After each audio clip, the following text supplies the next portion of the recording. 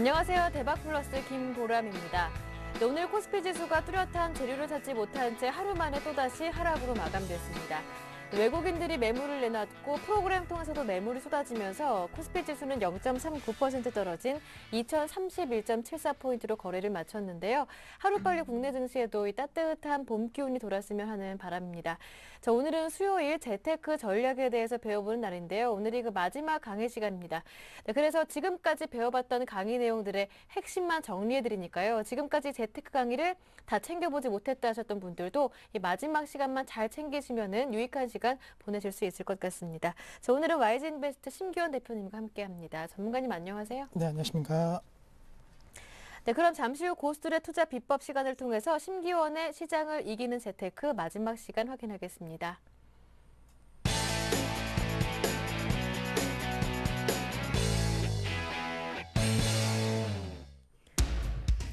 시장 흐름 속 목적 자금 운용 전략의 1인자. 다양한 금융상품을 통한 안정적인 수익 창출, 불확실한 미래를 위한 재테크 전략을 제시한다.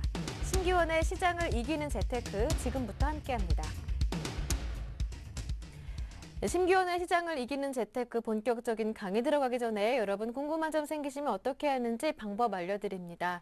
강의 들으시다가 분명 질문이 생기실 텐데요. 참지 마시고 저희에게 질문해 주실 수가 있죠. 샘플러스 홈페이지 와그라글 게시판 열어둡니다. 이 공간에 질문 남겨주시면 여러 전문가분들이 댓글 달아주시니까요. 이 공간 활용해 보시고요. 또 한 가지 센티비에서 증권 전문가 방송 샘플러스도 여러분과 함께하고 있으니까요. 현명한 투자를 위해 공부하실 때 샘플러스 적극적으로 활용해 보시길 바랍니다. 자, 그럼 심기원의 시장을 이기는 재테크 본격적으로 그동안 알려주신 재테크 전략 총 정리해보는 시간 마련하도록 하겠습니다. 자, 오늘 강의 간단하게 소개해 주시죠. 네, 오늘 같은 경우에는 네. 그동안 좀 섹터별로 여러 개 좀 말씀을 드렸는데 네. 그 중에서도 이제 핵심만 좀 뽑아갖고 설명해 네. 드리겠다라고 말씀을 드리겠고 전반적으로 뭐 재테크 상당히 좀 어렵게 느끼시는 분들 많으신데 네. 좀 쉽게 그리고 우리가 잘못 알고 있는 사실에 대해서도 정확하게 좀 알려드리는 그런 시간을 갖도록 하겠습니다. 네, 그동안 강의 시간들을 돌이켜보면 뭐 다양한 금융 상품별 특징도 배워봤었고요. 직접 사례를 받아서 재테크 전략도 맞춤형으로 전략도 세워드리고 했었는데, 자, 그렇다면 오늘 다시 한번 훑어볼 내용들은 어떤 것들이 있습니까? 네, 우선은 그 은행에 대해서 좀 먼저 말씀을 드리겠다라고 정리해 드릴 수가 네. 있겠고, 은행, 왜냐면은 아무래도 재테크에 있어서 가장 많이 또 이용하시는 것이 은행이고, 가장 많은 층에서 가장 많은 연령대가 또 하는 것이 은행이기 때문에 은행 상품에 대해서 먼저 알아보는 시간을 갖도록 하겠습니다. 은행 같은 경우에는 먼저 첫 번째 이제 예적금, 그 표면 이자율을 다 믿지 말자라고 말씀을 드리는데, 우리가 생각하기에 예전에도 가장 중요하게 말씀을 드렸지만은 뭐 표면금리, 표면적으로 은행에서 혹은 뭐 어떠한 우리가 상품 안내서를 받았을 때 표면적으로 나오는 금리에 대해서 무조건적으로 다 나온다라고 생각하시면은 큰 오산이다라는 점을 꼭 기억해 주셔야 되는데, 뭐 예금도 그렇지만 우선 적금이 가장 중요합니다. 적금, 뭐 최근에 뭐 1금융권이라든가 2금융권 가시면은 뭐 4%에서 5% 뭐 어떤 건 특판된다 그래서 뭐 6%뭐 이렇게 나오는데 정확하게 말씀드리면은 그 이자 만약에 내가 1,000만 원을 1년 동안 예금을 했을 때 6%라고 한다면은 한 60만 원 정도 뭐 세금 떼어도 한 55만 원은 나오겠지 이렇게 잘못 생각하시는 분들이 많으신데 정확하게 말씀드리면은 적금 구조에 있어서는 내가 받은 표면 이자율이 아니고 실제 이자율은 그보다 훨씬 더 적은 절반 이상 뭐 조금 더 된다라고 생각하시면 되겠고, 뭐 간단하게 원리에 대해서 적금 이자율의 원리에 대해서만 간단하게 설명해 드리면은 우선은 12달이 있습니다. 12달에 대한 이자를 6%로 준다 이렇게 나온 것이 매달 나오는 거에 대해서 6%가 되는 것이 아니고, 만약에 1월 달부터 12월이다 하면은 이때 만약에 예금 적금을 들었다라고 한다면은 1월 달에 대해서는 6% 이자 전부 다 나옵니다. 만약에 뭐 100만 원이라고 한다면은 6만 원에 대한 이자가 지급이 되는 것이고, 만약에 2월 달이라고 한다면 또 6만 원이 되는 것이 아니고 정확하게는 6만 원 곱하기 12분의 11이 된다라는 점. 3개월째는 12분의 10 그리고 쭉쭉쭉 가다가는 맨 마지막 달에는 12분의 1만 나오기 때문에 내가 만약에 1,000만 원을 넣었을 때 뭐 몇 프로다 몇 프로다 해갖고 매달 일정 금액이 나오는 것이 아니고 최초 금액의 12분의 1만 나온다라는 거. 마지막에는 그러니까 총 만약에 더한다라고 한다면은 절반 정도만 나온다고 생각하시면 되겠고, 또 거기에 15.4%가 세금으로 나가기 때문에 뭐 쉽게 생각하십시오. 뭐 물론 막 복잡하게 얼마 나오겠지 이렇게 계산하는 것도 물론 좋겠지만은 대충 뭐 6%면은 한 3.23%대 이렇게 나온다고 생각하시면 좋겠고 계산기 일일이 뚫으실 필요는 없습니다. 뭐 포털 사이트라든가 아니면은 뭐 자산관리 사이트라든가 여러 가지 사이트 가면은 적금 금액하고 그다음에 이자율 넣고 기간만 딱 누르면은 알아서 자동 계산해주는 계산기가 있기 때문에 그러한 것을 참고를 하셔갖고 실제적으로 당연히 은행에서는 뭐 얼마 나온다 이렇게 자세히 얘기 안 합니다. 따라서 우리가 시청자분들께서는 정확하게 얼마 나올지에 대해서 미리 아시고 거기에 또 대처하시는 전략 필요하겠고 예금 같은 경우에도 마찬가지입니다. 특별한 이유가 없으면은 15.4%에 대한 이자 소득세는 무조건 내야 되기 때문에 내가 받을 금액에 15.4% 없다라고 생각하시면은 오히려 정확하게 계산된다라는 점 예적금에 대해서 말씀을 드렸고 우선은 두 번째는 복리 효과가 부자가 쉽게 된다는 생각은 버리셔야 됩니다. 잘못된 그런 광고들이 많은데 뭐 복리 효과로서 무조건적으로 돈이 된다. 뭐 눈덩이처럼 불어나는 내 돈 뭐 이렇게 많은 사람들이 복리 효과에 대해서 기대를 많이 하시는데 정확하게 말씀드리면 적어도 복리 효과는 최소한 7년 이상은 납입을 했을 때 그래도 좀 어느 정도 효과가 많이 나겠고 한 3년 정도 이내에는 사실 크게 의미가 없습니다. 뭐 최근에 은행 가셔갖고 많이 드시는 것이 3년 만기 예적금 뭐 이렇게 많이 드시는데 크게 필요 없다. 왜냐면은 3년 만기 예적금인데 3년 동안 그 돈 만약에 현금화 해야 된다고 한다면은 오히려 손해라는 점을 기억해 주시고 정말 금액이 만약에 큰 분들 같은 경우에는 뭐 이 금액이 그래도 크기 때문에 이 차이도 엄청 큰 것이 아니냐. 복리 효과에 따른 0.몇 %도 엄청 큰 것이 아니냐라고 생각하겠지만은 정말 만약에 금액이 크신 분들 같은 경우에는 사실 금융종합소득과세에 아마 걸릴 확률이 높습니다. 따라서 은행 같은 상품 전부 다 노출이 되기 때문에 우선은 복리 효과에 따른 부자가 쉽게 된다는 생각은 버리시자. 따라서 최소한 오래 투자할 수 있는 7년 이상 될 수 있는 투자 기간에 대해서만 복리 효과 기대하시는 것이 맞겠고 그 7년 이내는 웬만해서는 복리 효과 말고 우선은 유동성, 즉 현금화 전략에 있어서 가장 편리성이 좋은 것을 선택하는 것이 좋겠다라고 정리해 드리겠습니다. 또 한 가지 그 다음 거 같은 경우에는 예적금 가입 전에 특별 혜택을 받을 수 있는 것 체크하자라고 말씀드리는데 뭐 이것은 다른 것은 아닙니다. 전반적으로 봤을 때 우리가 좀 약간 나이가 많으시거나 아니면 어떤 특정한 직업이라든가 아니면은 뭐 특정한 연령대 뭐 이렇게 어떠한 특정 사항에 대해서 특별 혜택을 주는 것이 맞습니다.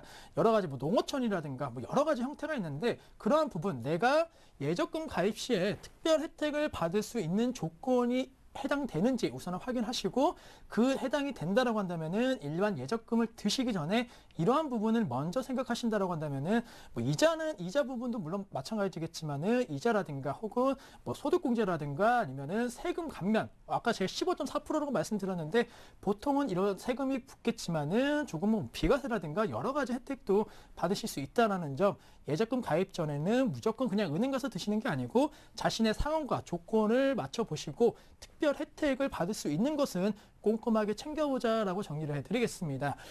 또한 다음 네 번째 같은 경우에는 예금자 보호가 나의 돈을 다 지켜주지 않는다라고 말씀을 드리는데 5천만 원 예금자 보호 한도까지 된다라는 거는 아마 다 알고 계실 겁니다. 하지만은 5천만 원이 원금에 대해서가 5천만 원이 아니고 원금과 이자도 그냥 무조건적으로 내가 최초에 금융기관에서 정해진 이자가 아니고 만약에 금융기관이 파산했을 경우에는 금융기관에서 최초 정해진 것이 아니고 우리나라 예금보험공사에서 정해놓은 이자를 주기 때문에 그 이자율 계산하는 것은 복잡합니다. 뭐 몇 개월 동안에 평균을 내고 이러한 것들 다 아실 필요는 없고 예금보험공사에서 정해진 이자를 주는데 그것이 우리 뭐 저축은행이라든가 일반 시중은행보다도 오히려 낮을 수 있다라는 점, 즉 5천만 원이 내가 5천만 원을 가입을 해서 5천만 원에 대한 이자까지 받을 수 있는 게 아니고 5천만 원까지만 이자 부분도 받을 수 있기 때문에 정확하게 다 되지 않는다라는 점을 꼭 기억을 해 주시고 중요한 것 같은 경우 이런 분들이 있습니다. 그렇다면은 뭐 470만 원, 4,700만 원이죠. 4,700만 원 넣고 뭐 이자까지 하면 다 대략적으로 5천만 원 받을 수 있는 거지 않냐라고 생각하시는 분들 물론 맞습니다. 돈적인 측면에 있어서는 5천만 원 받을 수 있겠지만은 문제는 시간입니다. 3개월이 걸리든 6개월이 걸리든 혹은 1년이 걸리든 상당히 그 예금자 보호를 받기 위해서 여러 가지 기간과 시간이 필요하기 때문에 그 시간에 오히려 막말로 뭐 단기 상품에 넣어놔도 뭐 얼마를 챙길 수 있는데 그거를 못 챙기기 때문에 기회비용을 날린다는 점에서는 이 예금자 보호가 무조건적으로 나에게 원금을 보장해준다, 나에게 손해가 없다라고 생각하시는 것은 잘못된 것이라고 좀 생각하신다고 한다면은 우선은 투자하실 때 아무리 예금자 보호되는 은행 상품이라고 접근 상품이라고 해서 무조건적으로 돈을 넣으시는 그러한 전략은 조금은 안 된다는 점을 아마 깨달으실 걸로 판단되고 있기 때문에 예금자 보호가 우선은 되는 거에 대해서도 꼼꼼하게 체크하자라고 말씀을 드리겠고, 다음 같은 경우에는 예적금에 대해서 제1금융권 그리고 저축은행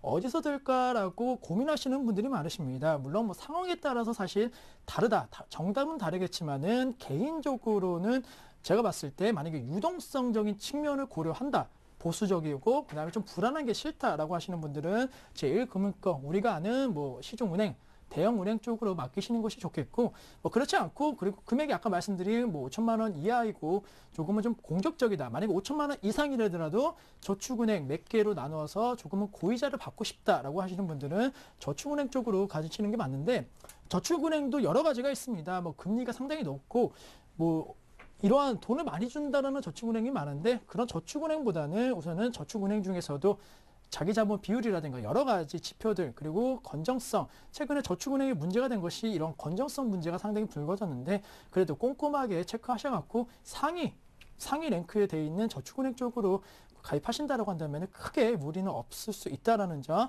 우선은 예적금에 있어서 어디가 정답이 없습니다. 따라서 자신의 상황에 맞게 가입하시는 것이 좋겠고, 만약에 조금 더 이자는 높은데 그 저축은행 좀 불안하다 하시는 분들은 뭐 신협이라든가 그다음에 새마을금고 이런 데서도 금리는 저축은행 수준으로 많이 주고 있습니다. 하지만 안정성적인 측면에 있어서는 역시나 좀 저축은행보다는 더욱더 한 단계 위이기 때문에 뭐 신협이나 새마을금고, 수협 뭐 이런 쪽으로도 한번 관심 가지신다고 한다면은 조금은 높은 수익률로서 그래도 안전하게, 사실 투자라는 것이 그렇습니다. 저축도 그렇지만은 마음이 되게 안정화돼야지만이 제대로 된 저축이나 투자를 할 수 있다는 점에서는 꼭 이 점 기억해 주시고, 그다음에 월급 통장으로 은행 수수료는 해결하는 것이 좋습니다. 사실 은행 수수료 얼마 안 된다 생각하실 수는 있겠지만은 막말로 그냥 나가는 돈, 정말로 내가 어떠한 대가가 없이 그냥 돈을 지불하는 거기 때문에 상당히 좀 아까워하시는 분들이 많으신데, 요즘 같은 경우에는 월급 통장,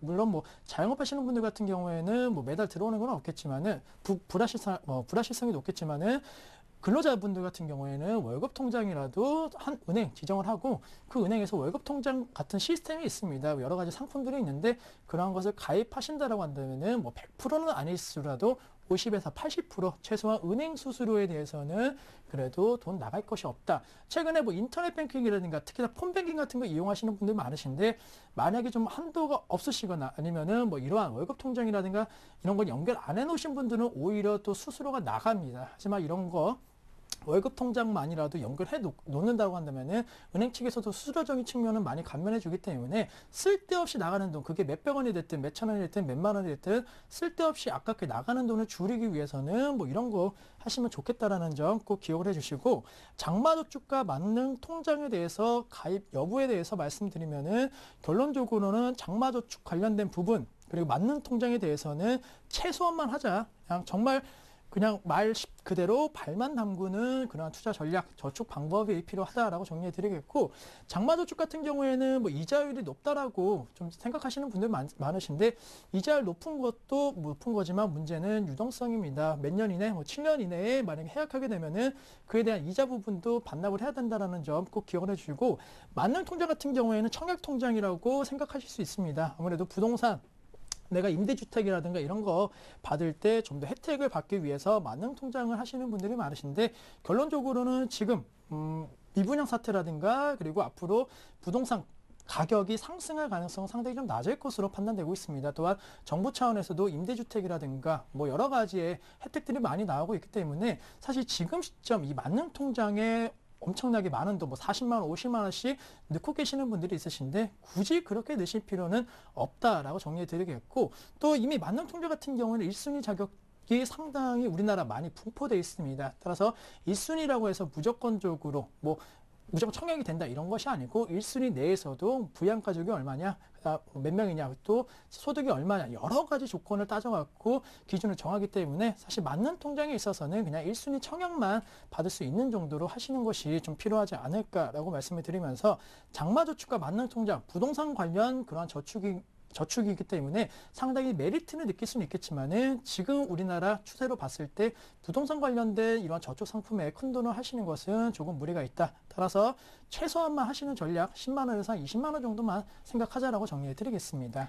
네, 다음은 펀드 상품에 대해서 정리를 해보겠습니다. 흔히 우리가 적립식 상품을 얘기할 때는, 적립식 펀드를 얘기할 때는 주식보다는 안정적이고 은행의 저축 상품보다는 고수익을 기대할 수 있다, 이렇게 예상을 하거든요. 하지만 이러한 점들이 오해일 수 있다고요? 네, 우선은 뭐 펀드도 가장 많이 하는 투자 네. 금융 상품이기 때문에 네. 말씀을 드리면은 우선 한 5가지 정도 말씀을 드리겠습니다. 적립식 펀드 투자는 무조건 수익을 보장한다. 뭐 이렇게 말씀을 드리는 분들이 많으신데 결론적으로는 대세 하락기에는 사실 펀드도 특히나 적립식 펀드도 손해볼 수 있다는 점 기억을 하셔야 됩니다. 많은 분들께서 그동안 우리나라 뭐 특히나 미국과 많이 비교합니다. 아무래도 선진국 시장 같은 경우에는 꾸준하게 뭐 계속 변동성이 있지만 꾸준하게 상승하고 있다라는 점, 그리고 우리나라 증시 마찬가지로도 우리 경제 발전하면은 상승하고 있다라는 점에서는 계속적으로 적립 투자한다고 한다면은 코스트 레버리지 효과로서 무조건적으로 수익 본다 이렇게 말씀하시는 분들이 있으신데 그건 맞습니다. 아무래도 인류라는 것이, 사람이라는 것이 계속적으로 발전하려고 노력을 하고 또 나라 같은 경우에도 계속적인 발전을 하고 있기 때문에 사실 몇몇 나라, 정말로 뭔가 문제가 있는 나라가 아니라고 한다면은 주식 시장은 상승할 수 있는 것이 상당히 메리트가 있는 거고, 무엇보다도 주식 시장 같은 경우에 상패가 있습니다. 상패. 만약에 좀 기준에 미달되는 종목 같은 경우에는 상패를 시키기 때문에 어쨌든 좋은 기업들만 남아있는 구조이기 때문에 주식시장은 상승한다. 하지만은 이 상승이 3년이 될지 5년이 될지 재차적으로 상승하는 시기는 아직은 뚜렷하게 나타나는 것이 아니기 때문에 만약에 정말 이렇게 상승하는 구간에서 여기서 사서 만약에 펀드 환매 무조건적으로 뭐 10년, 20년, 30년 들고 가는 것이 아니고 어쨌든 환매를 하셔야지만이 현금이 되기 때문에 그 환매하는 시기가 만약에 여기서 이 기간이었다라고 한다면 손해볼 수 있다라는 점, 내가 장기 투자하기 때문에 무조건적으로 수익 안 보고 나올 거야 라고 생각하시면은 절대 오산이시라는 점을 기억을 해주시고, 펀드에 있어서도 역시나 주식보다는 안정성이 좀 부각이 될 수는 있겠지만은 펀드도 어쨌든 주식으로 되는 상품이기 때문에 무조건적인 수익을 보장한다라는 내용을 믿고 무조건 투자하시는 것은 옳지 못하다라고 정리해 드리겠고, 최근에 조금은 좀 문제가 되고 있는 것이 역시나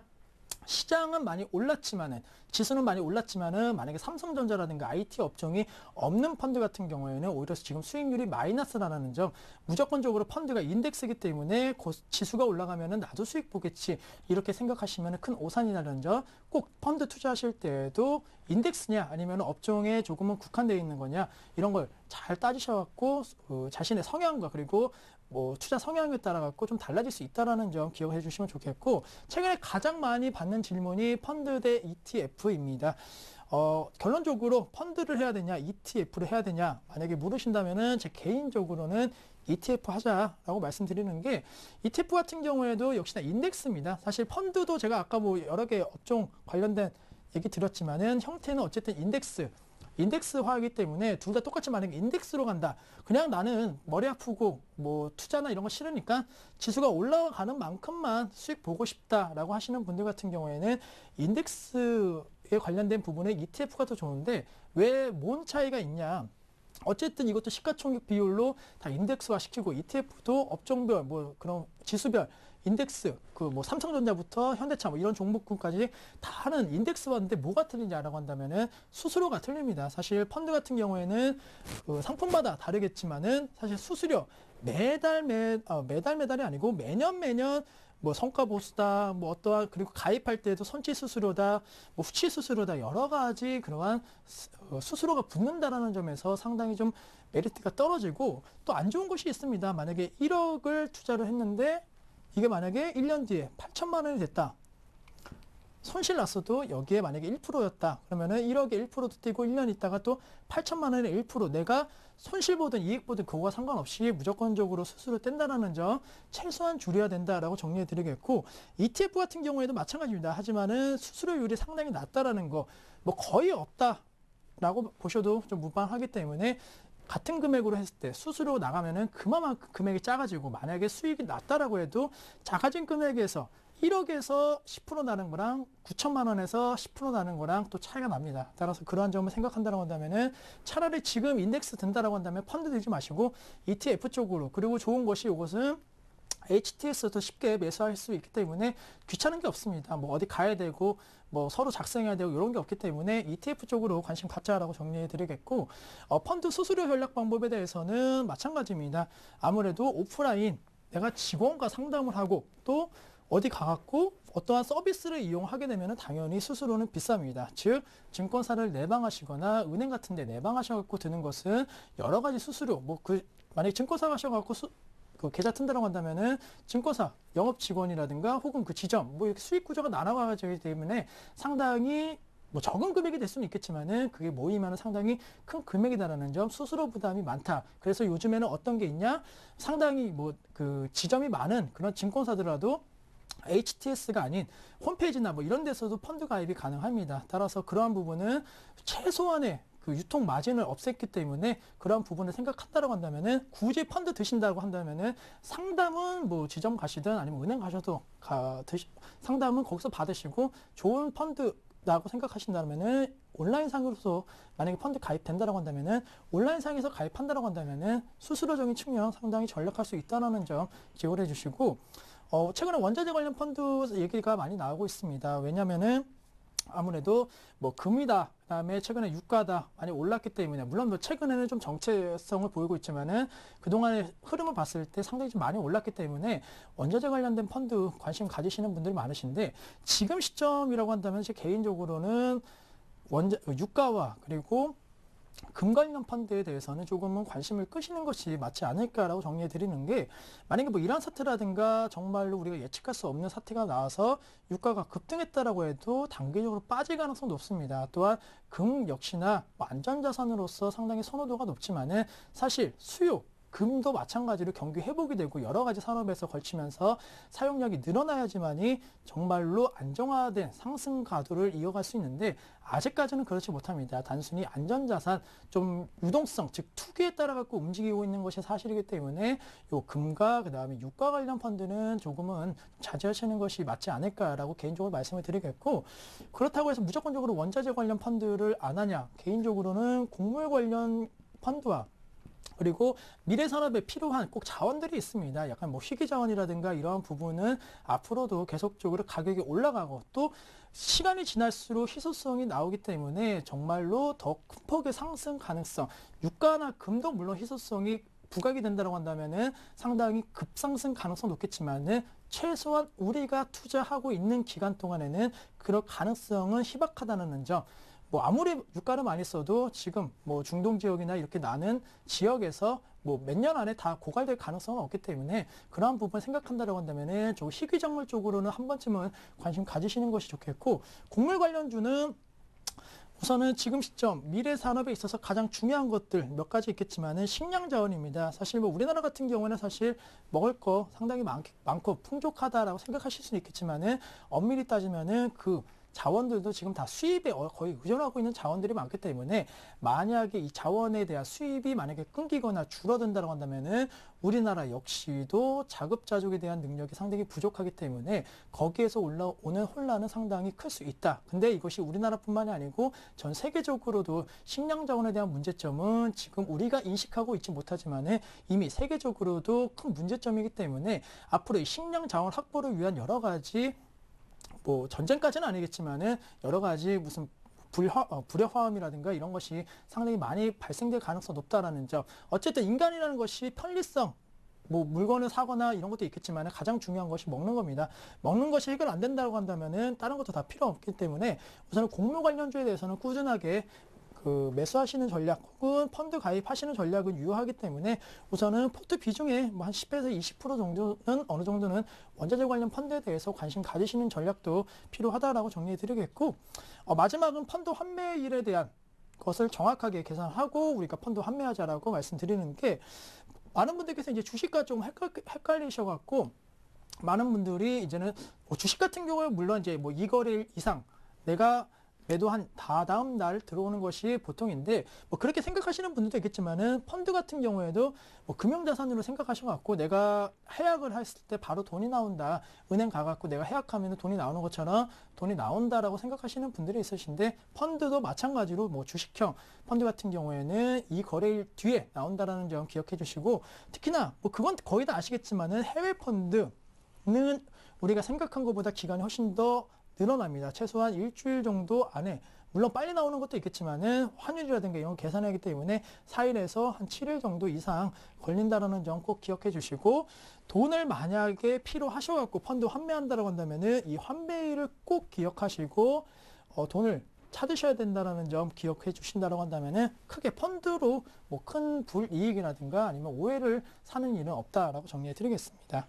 네, 다음은 보험에 대해서 살펴볼 텐데요. 이 보험 쪽에서 우리가 꼭 기억해야 하는 것들 어떤 것들이 있습니까? 네, 우선은 뭐 보험 상당히 좀 그 불만이 많은 상품이기도 네. 하기 때문에 좀 말씀을 드리면은, 먼저 이제 해약 항공표를 너무 믿지 말자라고 말씀을 드리는 게, 우선은 정해진 그 요일이 있습니다. 각 보험 상품마다 정해진 요일만 고객들에게 제시를 해줘야 되는 것이 법적으로 맞는 건데, 가끔 우리가 이제 보험 가입을 할 때 터무니없게 우리가 이제 생각하기에는 잘 모르겠지만은 어쨌든 법 이상으로 높은 수익률을 제시하고 그 높은 수익률로 예시되는 그 수익률을 제시하는 분들이 많으십니다. 따라서 터무니없는 높은 수익률을 제시하는 것은 주의를 갖자라고 정리해 드릴 수가 있겠고, 뭐 이렇게 높은 수익률을 거둘 수 있다라고 생각한다라고 한다면은 사실 한 번쯤은 의심을 해보셔야 되고, 사실 그동안 만약에 내가 지금 가입하려고 하는 뭐 변액이 됐든 아니면 연금이 됐든 뭐 투자 상품, 특히 변액이 되겠죠. 변액 같은 경우에는 예시를 주는 그러한 수익률을 보시는 것보다는 그동안 어떻게 수익률 났는지 뭐 사이트라든가 아니면은 보험 관련된 그 사이트가 있습니다. 국내에서도 나라에서 운영하는 것도 있기 때문에 거기 들어가셔갖고 검색하신다라고 한다면은 그동안의 투자 수익률이 나오기 때문에 확인하시고 가입하시는 것이 필요하다라고 정리해 드리겠고, CI 보험이 있습니다. 가입 필요가 제 개인적으로, 물론 정말로 금융상품이라는 것이 장점도 있고 단점도 있겠지만은 제가 개인적으로 봤을 때에는 CI 보험, 정말 아플 때, CI 보험이 뭐냐면은 정말 아플 때 중질병이 정말 아플 때 나오는 것이 CI 보험입니다. 사실 정말 아플 때 필요한 것이 CI 보험이라고 생각한다. 내가 정말 아프니까 돈을 더 받는다 생각하시면은 이거 필요한 거 아니야? 생각하실 수 있겠지만은 정말 아플 때 나오는 돈이 사실은 크게 의미가 없다라는 거 기억해 주시고, 다른 뭐 실비보험이라든가 이런 걸로 좀 커버가 가능합니다. 또한 뭐 우리나라 그 의료보험 상당히 좀 잘 돼 있는 나라이기 때문에, 만약에 그러니까 지금 많은 분들께서 오해하시는 것이 많은 의료보험 혜택을 많이 못 받으시기 때문에 내가 내는 돈 의료보험비 상당히 아깝다고 생각하시는 분들 많으신데, 오히려 정말로 아프신 분들 같은 경우에는 의료보험 혜택이 상당을 많이 받습니다. 그만큼 우리나라 의료보험 복지가 우리가 생각하는 것보다 정말 많이 아픈 사람 위주로는 잘 돼 있다는 점에서는 CI 보험으로 굳이 드셔갖고 정말 아픈데 돈 조금 더 받는다고 달라진 건 없습니다. 따라서 CI 보험으로 굳이 매달 얼마 나가는 보험에 대해서는 과감하게 조금 정리 및 그리고 조금은 다시 한번 생각하시는 전략이 좀 필요하겠고,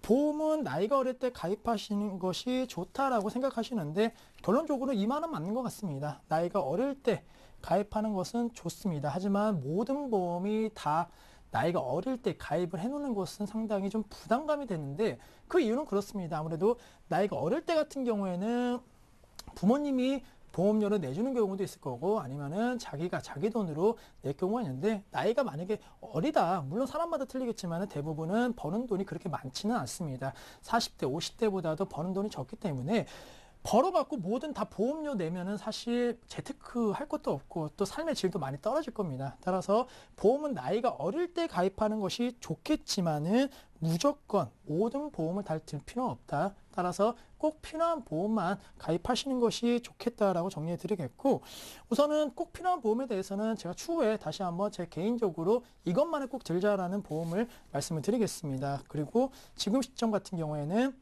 또 말씀드리고 싶은 게, 보험 가입 시 인간관계보다는 이제 객관적인 비교 자료를 따져보자라고 말씀을 드리는데, 아마 10분 중에 5분 이상 그는 보험 가입하실 때 사실은 객관적인 자료보다는 인맥, 내가 아는 분 혹은 내 친척분 아니면은 내 가족 뭐 아니면 내 친구 뭐 이런 인간관계로 보험을 드시는 분이 사실은 열에 5명 이상이라고 말씀드렸는데 열에 한 8명 정도는 되시는 걸로 생각이 들고 있습니다. 사실 가장 거부하기 힘든 것이 바로 이 보험 그 요구를 받았을 때 거절하는 것인데, 어쨌든 보험 매달 5만 원씩 혹은 10만 원씩 나가기 때문에 매달 10만 원 그냥 이 사람한테 없다라고 생각하고 준다 이렇게 생각하셔서 가입하시는 분들이 많으신데, 만약에 보험 같은 경우에는 상품마다 다르지만은 대략적으로 한 20년 납을 가장 많이들 하십니다. 10년 동안 1년 되면 120만 원이고, 그러면은 20년이라고 한다면은 사실 몇 천만 원이 넘어가는 돈이기 때문에 1년이면 1200만 원, 그리고 2400만 원인데 여기에 뭐 이자 붙고 뭐 하면은 몇 천만 원, 사실 여러분들이 드는 보험 10만 원짜리가 아니고 어떻게 본다라고 하면 이거 2400만 원짜리 보험을 드는 거기 때문에 그래 10만 원짜리니까 뭐 상품은 좀 별로 안 좋아도 혹은 좀 이거는 아닌 것 같은데 그냥 10만 원이니까 들어줘야지 이렇게 생각하시지 마시고 2400만 원짜리 물건은 내가 사는 거다, 2,400만 원짜리 내가 상품을 가입하는 거다 이렇게 생각하신다고 한다면은 인간관계로 잘못된 그러한 무조건적인 가입은 안 하실 걸로 판단되고 있고, 최근에 그 여러 가지 사이트라든가 그리고 여러 가지 그 재무 설계에 대한 부분이 상당히 좀 많이 발전이 되어 있습니다. 조금만 노력하시고 조금 발품 파시고 아니면 인터넷만 뒤지신다고 한다면은 각 보험사, 수많은 보험사의 상품을 비교 분석을 해주고 그 중에서 나한테 맞는 것을 찾아주는 여러 가지 그 서비스가 있기 때문에 보다 객관적인 자료를 바탕으로 해갖고 가입하신다라고 한다면은 크게 손해보는 일은 없다라는 점 기억을 해주시고, 그 다음에 보험 같은 경우에는 변액보험을 펀드와 비슷하다라고 생각해 주시는 분들이 상당히 많습니다. 물론 변액보험이라는 것이 특별 계정에 있어서는 펀드에 투자가 되는 것은 많지만은 수수료적인 측면에 있어서는 절대 펀드와는 다르다라고 정리해 드리겠고, 또 다른 것이 무엇이냐라고 한다면 역시나 변액이라고 얘기가 들어가지만 보험입니다. 보험이기 때문에 아무리 적더라도 사망보험금이라는 거, 보험의 모든 근원은 사망보험금이라는 것을 감안한다라고 한다면은 사망보험이 뭐냐면은 이제 죽었을 때, 돌아가셨을 때 나오는 보험금인데 최소한 뭐 1,000만 원, 2,000만 원 단위로 들어갑니다. 그만큼 펀드는 무조건적으로 주식에 투자가 되고, 물론 수수료 빼고 주식에 투자가 되지만은 변액은 펀드에 투자되기 전에 우선은 수수료도 많이 나가고요. 수수료도 나가고 거기다가 이 아까 말씀드린 사망보험금에 대한 위험보험료도 나가기 때문에 사실 내가 만약에 뭐 100만 원씩 든다라고 한다면은 100만 원이 다 주식에 관련된 부분이 되는 것이 아니고 그거보다 훨씬 더 많은 부분이 수수료라든가 아니면 말씀드린 위험보장료로, 위험보험금으로 나가기 때문에 절대 그래 펀드에 투자하는 것처럼 무조건적으로 그냥 변액 들자 이렇게 생각하시면은 절대 안 난다라는 점을 기억해 주시고, 매달 납입 여건 아까 제가 말씀드렸는데 무조건적으로 보험을 다 들어야 되는 것은 아닙니다.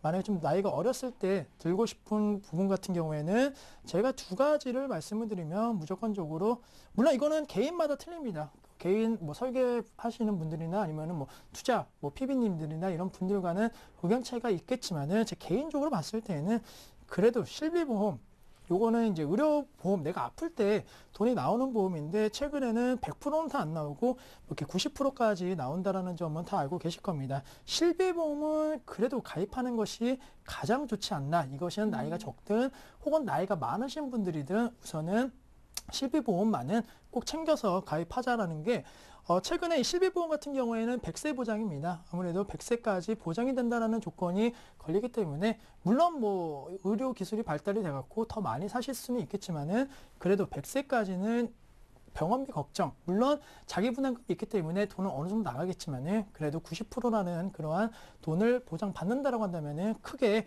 무리가 없이 우리가 만약에 아프더라도 걱정 없이 병원을 갈 수 있을 것으로 판단되고 있고, 결혼은 결혼하신 분들, 특히 남자분들 같은 경우에는 어떤 거는 그래도 먼저 드는 게 좋냐 하면은 종신입니다. 종신. 사실 종신보험은 돌아가셨을 때 나오는 보험인데 뭐 종신보험을 들자라는 것이 아니고 종신보험과 연금보험을 결합한 상품이 있습니다. 가장이라는 역할을 만약에 가지셔야 된다. 뭐 생각을 안 하시면은 큰 필요는 없겠지만은 가장이라는 역할을 생각하신다고 한다면은 종신과 그리고 연금이 혼합된 상품은 가입하시는 것이 좋겠고, 뭐 연금보험이다. 뭐 여러 가지 보험들, 저축성 보험들이 있는데 개인적으로는 뭐 재무설계 필요한 분들은 얘기를 하겠지만은 매달 납입 여건이 안 되는 상황에서 이렇게 크게 할 필요는 없다라는 점 기억해 주신다고 한다면은 뭐 지금 시점 제 개인적인 생각이지만은 보험에 있어서는 그냥 이 부분만 챙겨보자라고 정리해 드리겠습니다.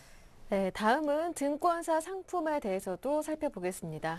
네, 우선 뭐 증권사 상품 여러 가지 네. 있겠지만은 크게 한 세 가지만 말씀을 드리겠습니다.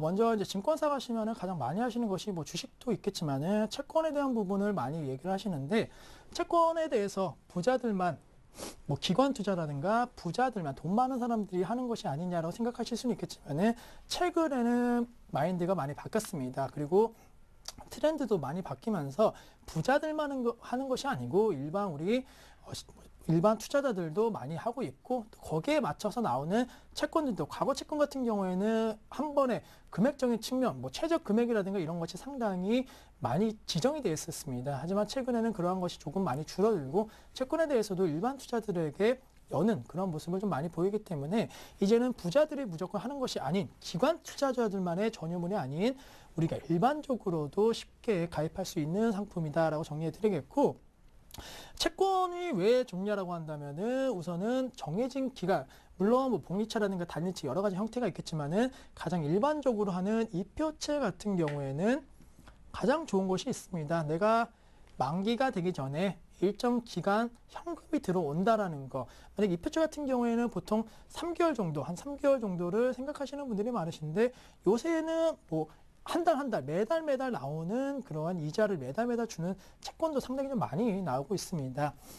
따라서 매달 현금이 발생한다라는 거, 어떻게 본다라고 한다면은 먼저 내가 1년 있다가 들어올 돈을 나누어서지만은 일정 부분 들어온다. 그 돈만 그냥 단기 상품 넣어놓는다고 해도 금액이, 이자가 붙기 때문에 상당히 실제 수익률의적인 측면에 있어서는 오히려 채권 같은 경우에, 특히 이표채 같은 경우에는 평균 이자보다도 실제 수익률이 더 높을 수 있다는 점을 감안하신다고 한다면은 상당히 메리트가 있는 그러한 그 금융 상품이다라고 말씀을 드리겠고, 최근에 좀 각광이 받고 있는 게 있습니다. 월 지급식이라고 해갖고 우리 이제 그 은퇴하신 분들 퇴직금이라든가 이렇게 목돈을 채권으로 잘 운영하게 되면은 오히려 연금보다도 더 안정화된 수익을 기대할 수 있다는 거에서는 상당히 좀 메리트가 있기 때문에 개인적으로는 좀 목돈이 어느 정도는 있으시고 혹은 좀 주식이나 뭐 이런 투자에 대해서는 조금은 좀 불안하다라고 하시는 분들은 채권 쪽으로도 관심 가지시는 전략 필요하겠는데, 채권 투자에 있어서도 뭐 투자 노하우는 당연히 있다. 가장 좋은 것은 뭐 돈이 많으셔갖고 정말로 등급이 높은 그러한 채권으로 가입하시는 거, 이자는 낮지만 망하지 않을 기업으로 가입하시는 것이 가장 좋지만은, 만약에 그렇지 않다라고 한다면은 조금은 좀 등급이 어느 정도 낮아도, 무조건적으로 그렇다고 너무 낮은 너무 낮은 등급을 하시면 안 되고요.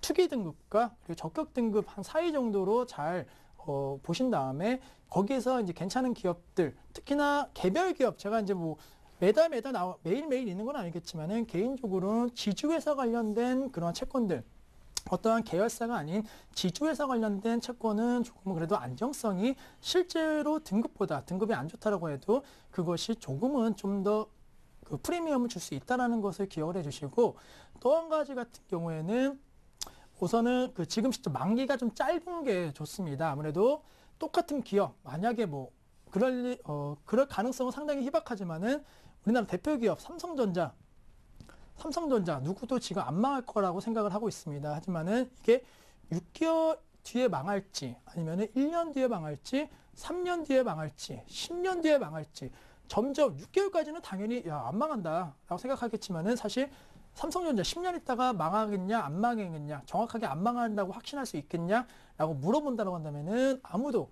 무조건 안 망한다라고 확신하실 수 있는 부분은 없다라는 점. 따라서 만기가 짧다라는 것은 똑같은 기업의 위험성을 갖고 있더라도 그만큼 파산하기 위해서는 여러 가지 시간이 걸립니다. 따라서 그 시간을 단축시키는 것이 리스크를 줄이는 전략이기 때문에 만기가 똑같은 만약에 여러 가지 조건이 같다라고 한다면은 만기가 짧은 채권 쪽으로 관심 가지신다라고 한다면은 채권의 가장 위험 요소인 그 기업 파산에 대한 우려감을 줄일 수 있다라는 점 염두하시면 좋겠고, 뭐 대표적으로는 ELS 많이들 또 하시는데 이것도 간단하게 설명해 드리면은 종목 관련된 ELS 하지 마시고 지수 관련된 ELS로 하자.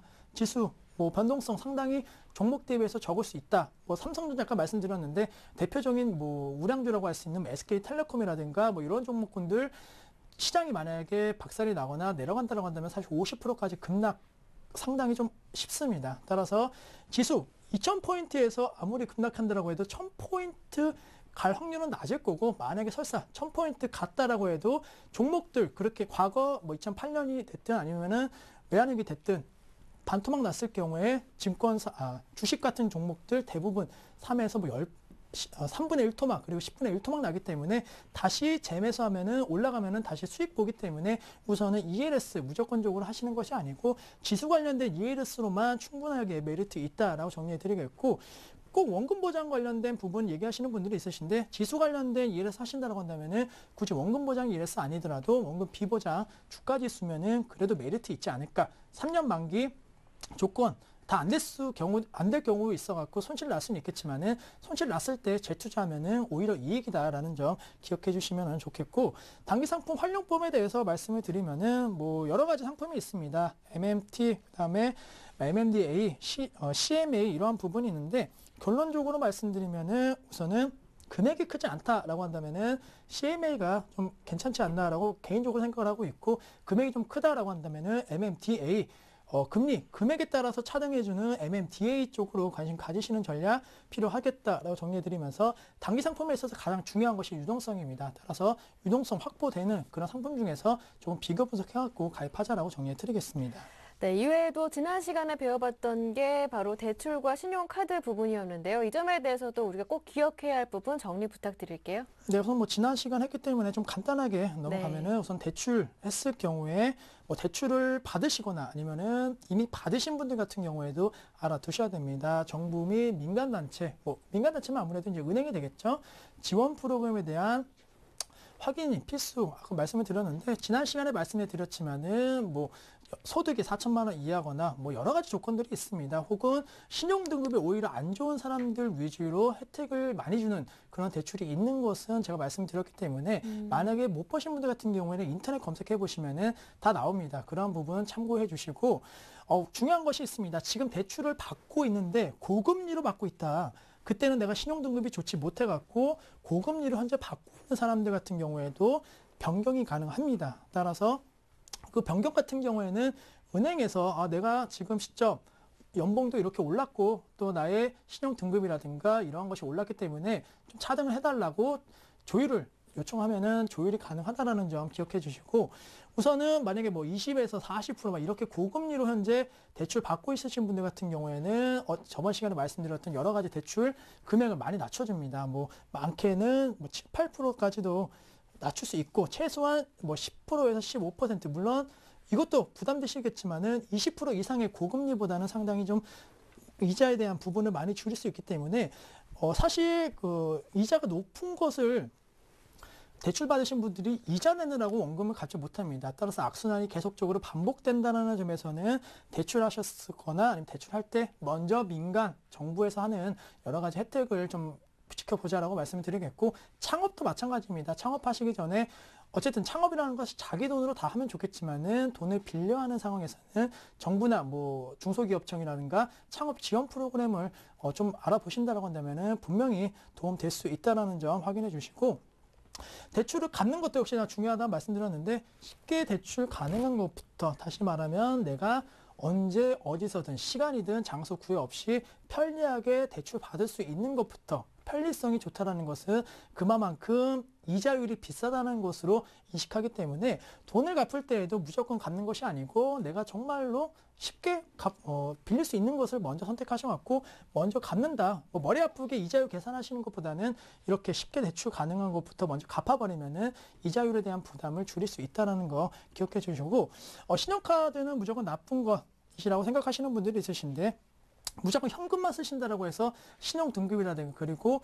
사회생활을 할 때 나의 그 신뢰성을 알아주지는 않습니다. 사실 따라서 어느 정도의 신용카드, 신용적인 측면을 기록을 남기는 것도 상당히 중요하다라고 정리해 드리겠고, 최근에 신용카드 같은 경우에는 뭐 아시겠지만은 문화산업이라든가 아니면 주유, 뭐 여러 가지 내가 실생활에 하고 있는 여러 가지 뭐 돈 지불에 대한 부분을 할인 혜택 받을 수 있는 부분이 상당히 많습니다. 따라서 그러한 부분 잘 체크하신다라고 한다면은 분명히 이득될 수 있을 것으로 판단되고 있기 때문에 신용카드와 그리고 현금카드, 체크카드죠. 정확하게 좀 적절하게 사용하셔갖고 소득공제는 소득공제대로 또 여러 가지 할인 혜택은 할인 혜택대로 받으신다라고 한다면은 제대로 된 그러한 그 신용카드, 카드 사용이 있기 때문에 이러한 부분 무조건 나쁘다, 좋다 이렇게 생각하지 마시고 잘 한번 따져보자라고 말씀을 드리겠습니다. 네, 지금까지 재테크 전략의 핵심 내용들을 모두 정리해봤는데요. 그렇다면 이 재테크에 관심 있는 분들께 마지막으로 한 말씀 전해드린 말씀 있으시다고요? 네, 우선은 재테크에 대해서 좀 말씀을 드리면은 사실 네. 재테크로 큰 돈을 벌 수 있다 이렇게 오해하실 수는 있는 부분이 있는데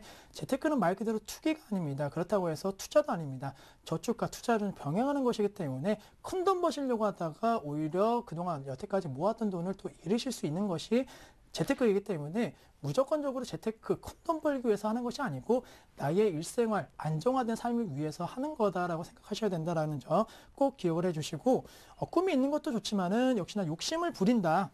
내가 이걸로 뭐 아까 비슷한 맥락입니다. 큰 돈 벌고 뭐 일 안 해야지 뭐라 생각하셔갖고 욕심 내다가는 정말로 그동안 모았던 거 사실 가장 많은 분들이 힘들어 하시는 것이 내가 여태까지 모았던 목돈을 주식 투자라든가 혹은 재테크로 많이 손실 보신다라고 한다면 그 돈을 다시 벌려고 하면은 막막합니다. 그만큼 오는 실망감이라든가 허탈감이 크기 때문에 욕심내지 말자라고 정리해 드리겠고, 네. 진정한 재테크에 있어서는 개인적으로 생각하는 것은 자신의 분야에서 최고가 된다. 만약에 뭐 직업에 귀천이 없습니다. 어떠한 분야가 됐든 간에 정말로 우리가 생각하는 뭐 돈을 잘 버는 직업을 만약에 한다라고 해도 사실 돈을 잘 버는 사람과 못 버는 사람이 있고, 우리가 생각하기에 만약에 돈을 정말 못 버는 직업이다라고 생각하시는 분들이 있는 직업에서도 돈을 잘 버는 분들이 있습니다. 그만큼 자기가 하는 일과 그리고 자신의 분야에서 명성과 그리고 실력을 인정받는다라고 한다면은 자연스럽게, 물론 돈이 있으면 명예가 따라올 수도 있겠지만은 명예라든가 실력이 있으면은 돈이 따라온다라는 점에서는 분명히 최고의 재테크는 여기저기 알아보고 뭐 여기저기 뭐 계산해보고 수익률 계산해보고 이런 것도 물론 좋겠지만은 그 시간에 차라리 자기 분야 그리고 자기가 하고 있는 업에 대해서 집중적으로 공부하고 발전하는 것이 가장 좋은 재테크가 아닌가라고 말씀을 드리면서 재테크로 큰 돈 버실 생각하지 마시고 꼬박꼬박 천천히 하시면서 자신의 분야에 집중하자라고 정리해 드리겠고, 마지막으로 이제 재테크 강의는 이걸로 이제 마무리를 할 것이기 때문에 뭐 궁금하신 점 있으시면은 서울경제 홈페이지 올려주시면은 뭐 상품이라든가 뭐 이런 거에 대해서도 다시 한번 자세하게 좀 안내를 해드릴 테니까 재테크 성공 앞으로도 꼭 성공하시길 기원하겠습니다. 네, 오늘 마지막 시간이었는데요. 그동안 재테크 강의해주신 심기현 대표님 수고 많으셨습니다. 고맙습니다. 네, 감사합니다. 내일 대박플러스는 이성규 팀장님과 함께하는 날입니다. 내일 강의도 마지막 시간이니까요. 기대 많이 해주시고요. 꼭 참여해주시길 바랍니다. 대박플러스 오늘 순서는 여기에서 마무리 짓겠습니다. 함께해주신 여러분 고맙습니다.